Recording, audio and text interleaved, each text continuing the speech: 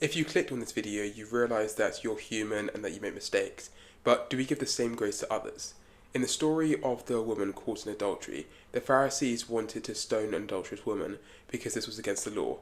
However, Jesus then said something which made them reconsider their motives and actions. But can this be applied to us today? In the rest of the video, I'll explore whether this story is relevant to modern life, and if you'd like to hear more about how timeless wisdom can be integrated into your life, irrespective of your belief, feel free to hit the like and subscribe buttons. A reading from the Gospel according to John. But Jesus went to the Mount of Olives. At dawn he appeared again in the temple courts, where all the people gathered around him, and he sat down to teach them. The teachers of the law and the Pharisees brought in a woman caught in adultery. They made her stand before the group and said to Jesus, "Teacher, this woman was caught in the act of adultery. In the law, Moses commanded us to stone such a woman. Now what do you say?" They were using this question as a trap in order to have a basis for accusing him. But Jesus bent down and started to write on the ground with his finger. When they kept on questioning him, he straightened up and said to them, "Let any one of you who is without sin be the first to throw a stone at her."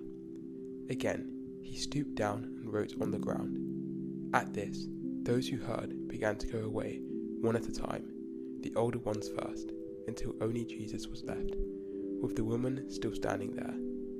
Jesus straightened up and asked her, "Woman, where are they? Has no one condemned you?" "No one, sir," she said.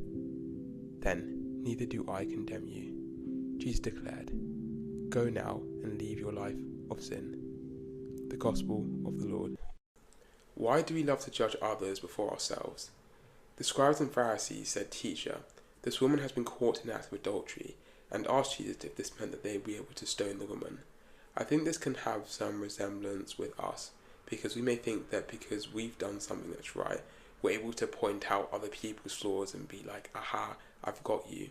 However, we all know that deep down we have our own insecurities, our own difficulties, our own flaws. So sometimes it may be that we're trying to desperately find flaws in other people to stop us from looking within. I'm going to add a clip in the YouTube description below of a video by Robert Greene in which he explains that sometimes when we want to desperately show something to the world, it's because we're trying to desperately hide the insecurities that we have. What should we do when someone else has done wrong? In response to the scribes and the Pharisees who asked whether they should be able to stone the adulterous woman because she'd sinned, Jesus said that those who haven't sinned should cast the first stone. Again, this is very similar to a previous video in which I spoke about, where Jesus tells us to first take the log out of our own eyes before we can take the speck out of others' eyes, which means that we should first look towards our own flaws and our own sins before pointing at someone else's.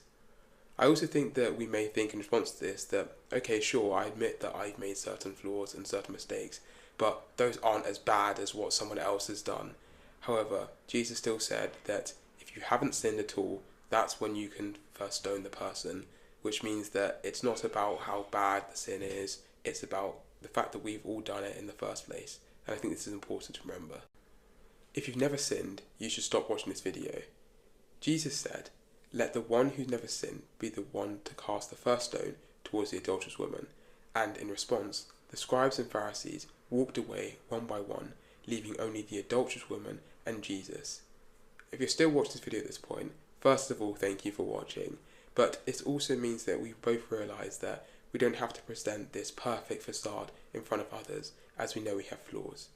Personally, I found this very difficult to do, and I still have definitely an element of me which wants to show to everyone that I am this awesome person, that I'm perfect in this way, but I do think that by trying to focus on the good and the bad, it will enable me to be more of a whole human being. Is Christianity too nice? I've spoken almost exclusively about the scribes and Pharisees who reported the sin of the woman, but not actually about the woman who sinned herself through her adultery. What about her? Well, Jesus said that he didn't condemn her in the same way that the others didn't condemn her, but that she should go and sin no more. I think this is a sign for all of us in the sense that we won't be hated irrespective of what we do, as we are unconditionally loved, but we shouldn't make the same mistake again. This is very similar to the video I made last week in speaking about the prodigal son and how we should act if we realise that we've sinned.